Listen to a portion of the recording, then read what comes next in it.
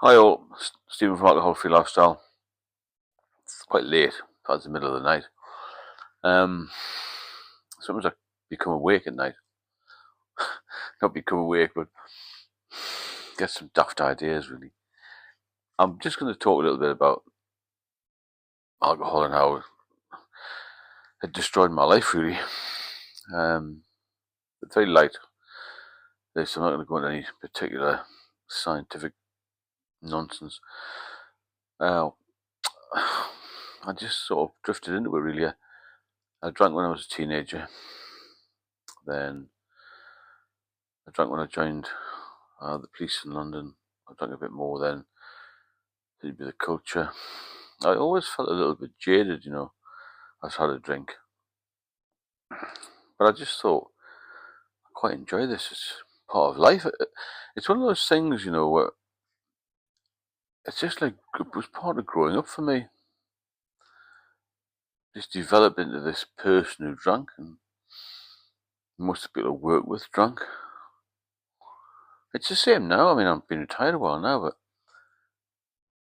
I reckon that younger people aren't drinking as much. I still see a lot of youngsters about. There's more drugs around now than when I was younger. But it's amazing how you just sort of slot into it, isn't it? So I drifted along into the London life. I was from the northeast originally, so moving to London was quite a big move. Totally different culture there. Pubs were open longer. There was more availability for alcohol and that sort of thing. And I did make the odd alcohol, like home brew to home. My parents had done that for years, Did that. Work shifts. Used to have a drink after nights sometimes. And just got in the habit of having a drink every day, really. So the hangover's got a bit worse. I'm just trying to do a sort of life in the raw, real chat about it. Not through any particular steps of tips or this is what happens. It's just like just talking about a personal experience, really. I'd like you to do the same. Comment on things. Tell me a little bit more about yourselves because we've got quite a good group of people here. Some very interesting comments coming out, and some people have been. I mean, I thought I was a death's door. I thought it was the worst. In the worst state 5 years ago, and I've heard some horror stories. People worse than me medically, which I think is quite bizarre because I had a 50-50 chance of living. So if I can survive, you can survive. Getting back to where I was, early 30s, mid 30s. Got some promotion, still drinking. Only drank lager.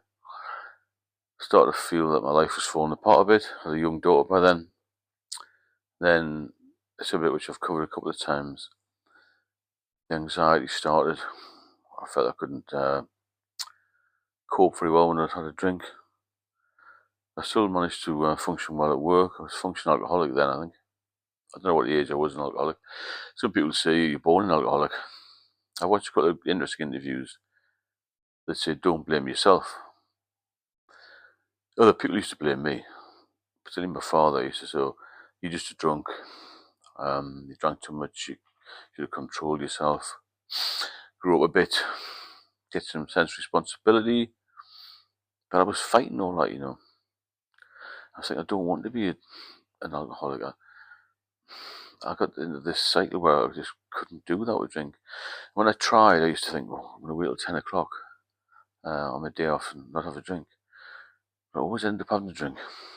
So I thought, well, I'm not able to get to sleep, or I was sort of frightened to stop drinking at that time. Not that I knew anything was going to go wrong. I just thought, well, I sort of needed it to function normally, if that makes sense. Yeah, so my parents weren't particularly supportive.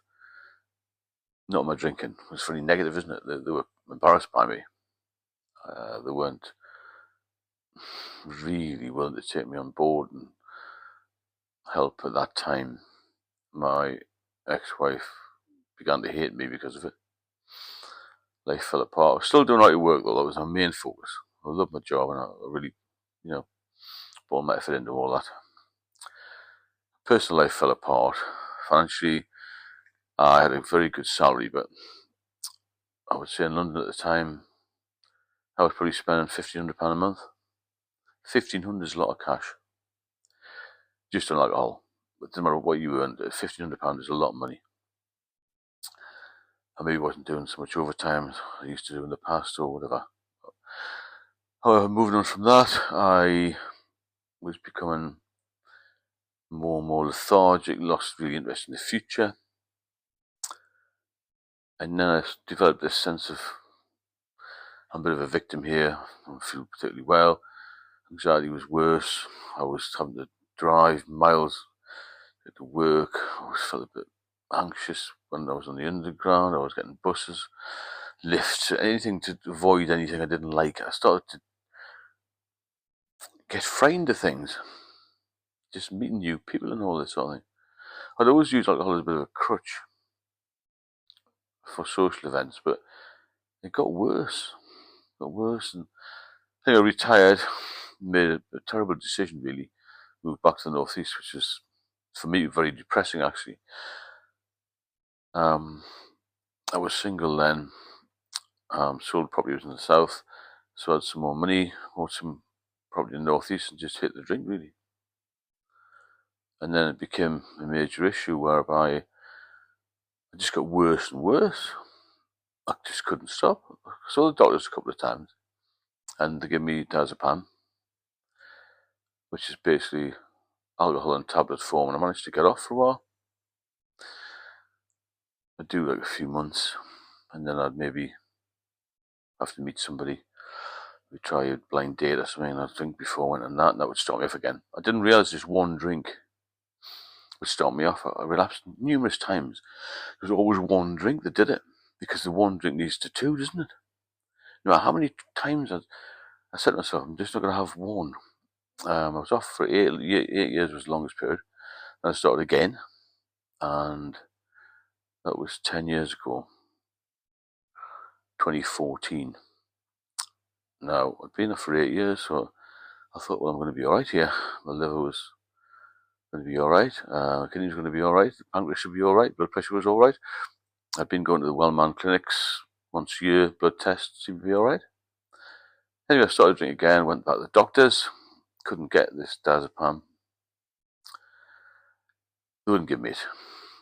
Things had changed within the NHS or some, I think it's total nonsense actually, but I sought a second opinion. They still wouldn't give me it. So, well, I'm in a mess here. I'm going to have to try and get this diazepam. I got some off the internet. I didn't trust it, so I still kept drinking because I was so frightened to stop drinking because I had a seizure prior to that when I stopped drinking, you see. So if I stop again, I'm going to have a seizure. So I moved down onto another property I had on the quayside in Newcastle. There was more pubs down there, but I needed a bit of a change of atmosphere. I got to the point where I couldn't even walk around the block. I used to get up feeling really weak and think, well, if I walk around the block, I'm going to, collapse. These panic attacks were getting really bad.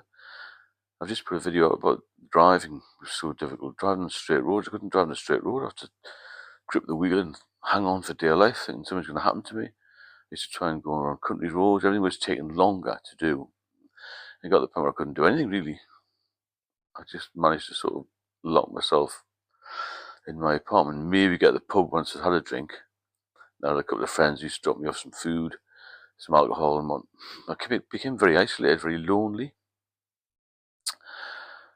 The only time I got out really was when I'd got a taxi to the pub, which was only half a mile away. Or my daughter would come up from Manchester and pick me up. We'd go and see parents in Northumberland, or I'd go to Manchester with her. And I felt safe with her. I felt comfortable because she'd allow me to drink enough. And she wouldn't have a go at me all the time, because my ex-partner used to have a go at me all the time. There's a lot of problems in that relationship, which we're not going to here. Because she was non-drinker and saw me as evil because I drank. I don't know what was going on there. I should have got out of the marriage before we even started drinking heavily. But if you're in a bad relationship and there's alcohol involved as well, then it's a total nightmare. It's torture, So yeah, I was alright with my daughter. Then I wouldn't have a dry up. I'd taper off slightly, then come back to Newcastle. Then I'd think, oh, I feel better now. When you're having 2 bottles a day, and I just bring a taxi up, oh, I felt a bit better, looked a bit better, tidied myself up a bit, get down the boozer. So all the good work in Manchester had been undone. I couldn't afford to go private rehab. I asked for some rehab, couldn't get it, all this sort of thing. So once I'd gone into the swing of drinking in 2014, I'd drunk 5 years. And then a few of the guys in the pub were saying, "You're not looking too well." I didn't feel well. I knew there was something seriously wrong, to be honest, really bad. So I started to look at myself in the mirror and think, well, you do look a bit grey, but it'll be all right. But I wasn't doing much. I wasn't eating very much. I wasn't cleaning the house properly. I wasn't cleaning myself properly, to be honest. And I had this huge umbilical hernia. It started off as a small, like smarty type thing, where your belly button is. It just grew and grew. And my stomach had this really taut feeling. It became very hard. I didn't know anything about it. I don't know why I didn't Google it, actually. I didn't think about YouTube and Google at the time. I just thought, I'm not well. When I started getting more weak, lost a lot of muscle mass. Wasn't eating well. I was basically drinking a couple of bottles of beer, about 8 bottles of beer actually, small bottles. Before I used to get a taxi, then drinking all afternoon in the pub. I wasn't drinking fast. There was no euphoric feeling anymore. When you get to the point of being an alcoholic or in the throes of alcoholism, there's no good times. It's just a question of trying to survive. So you'll have a bottle of beer or 2 before you get in the shower, if you can get in the shower. And then you go to the pub, that's what I used to do, and then still feel rotten. But maybe when I had 2 or 3, maybe 4 or 5 pints, I feel a little bit better and think, oh, tomorrow's going to be a better day. Tomorrow will be a better day. And it was never a better day. Never, ever a better day. It was always much, much worse. So in the end, when the guys in the pub said, "You're looking really ill, your stomach's massive, you've got this umbilical hernia. If you don't get yourself to the hospital, I'm going to take you down there." So out of embarrassment, I rang 999 the next day. And I was taken immediately to the Royal Victoria Infirmary in Newcastle and put in the acute medical ward. I didn't know what was going on. Then I had a load of medical procedures. There's another video about that. But what I'm trying to highlight here is how quickly life passes. And if you're a heavy drinker, how quickly you're going to die. Because I was 50-50 at 57 years of age, living or dying. I stopped drinking. I had a couple of little medical things done to me. Not major, but enough to get me by. All my blood's fantastic now. I'm fit again. Got a new partner, got a new life. There's so many more things to life than drinking. Although I had a fantastic job, I had a great life in London, I still didn't live, or I didn't get to my full potential. No way at all. Maybe it's a bit late to get to a full potential now, but I'm doing what I can to get there. I'm enjoying my life better than I've ever done before, because sober living is fantastic. Because there's no benefit at all to drinking. There's every benefit for sobriety. It doesn't matter what age you are, how far down the line you are with alcohol. If you can get to the point where you give it up, your life will change immediately. The short-term benefits, and long-term, you look back and think, what the hell was I doing? It's an addiction, it's an illness. It's not you that's at fault. It becomes a habit, but it is an illness. It's been proven now. But like they used to say in the old days, it was, oh, you drink too much, you're just a drunk, you're an idiot, you should just stop, all this carry on. When you try and do that, you have seizures, people die, you just stop. Social pressures to drink, it's everywhere, isn't it? Putting the TV on, people are drinking, people on the movies are drinking, it's over glamorized, it's just poison, isn't it? Whether you have a glass of vodka or a shandy, there's still some ethanol in there, it's poison. So, if you enjoy the videos, please subscribe. If you want me to sort of, I suppose, talk about anything really. There's so many different topics within alcoholism. I'll cover them for you, and I'll speak to you all very soon.